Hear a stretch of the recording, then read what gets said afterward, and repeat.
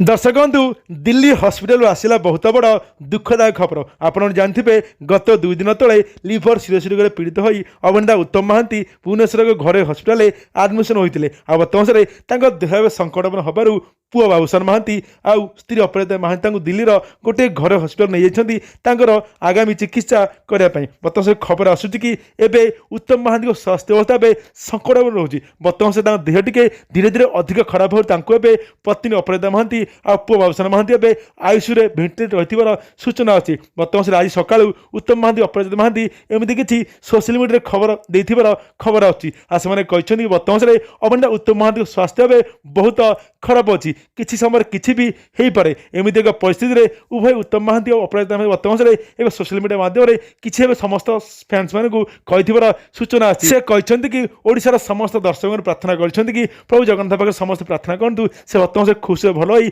घर को फेरी।